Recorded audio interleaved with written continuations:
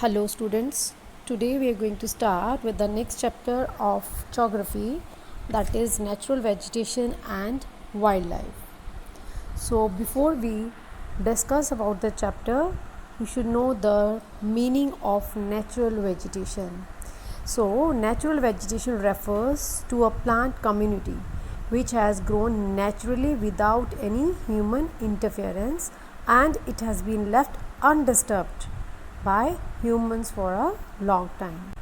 So the cultivated crops and fruits, they form a part of vegetation but are not natural vegetation. Which are purely Indian. They are known as endemic or indigenous species, but those which have come from outside India are termed as exotic plants. So students, our country, India, is one of the 12 mega biodiversity countries of the world with about 47,000 plant species, and India occupies 10th place in the world and 4th in Asia in plant diversity. There are about 15,000 flowering plants in India and 6% in the world's total number of flowering plants.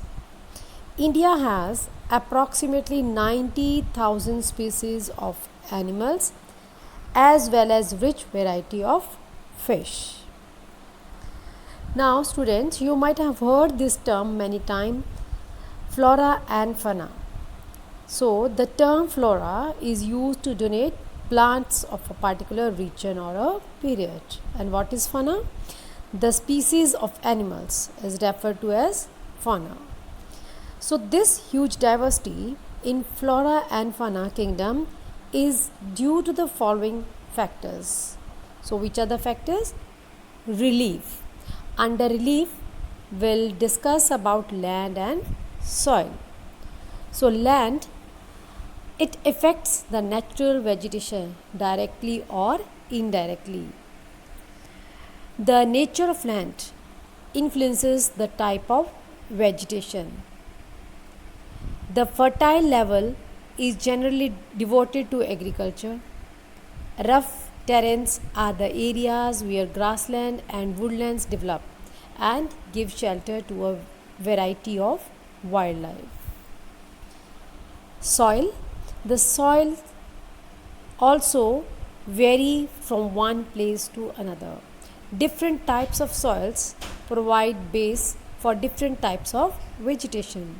The sandy soil of the desert, it supports cactus and thorny bushes, while wet, marshy, deltic soil, it supports mangroves and deltic vegetation. And the hill slopes with some depth of soil, they have conical trees. Next is climate.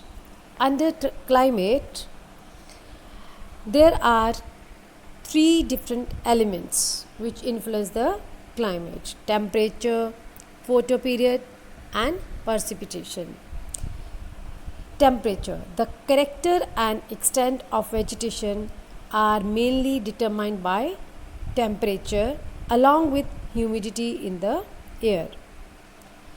And soil. On the slopes of Himalayas and the hills of the peninsula above the height of 950 meters, the fall in the temperature affects the type of vegetation and its growth. And it changes from tropical to subtropical, temperate and alpine vegetation.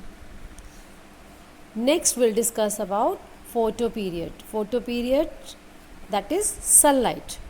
Now the variation in duration of sunlight, it also affects, or it is different at places. It is due to the difference in latitude, altitude, season and duration of the day. And due to the longer duration of sunlight, trees grow faster and it has dense vegetation. Next is precipitation.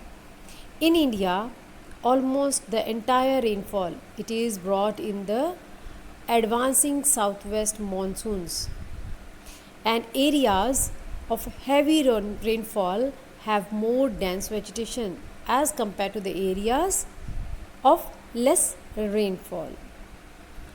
The next we are going to discuss about the importance of forests. Students, as you know, forests are a renewable resource and they play a very important role in enhancing the quality of environment.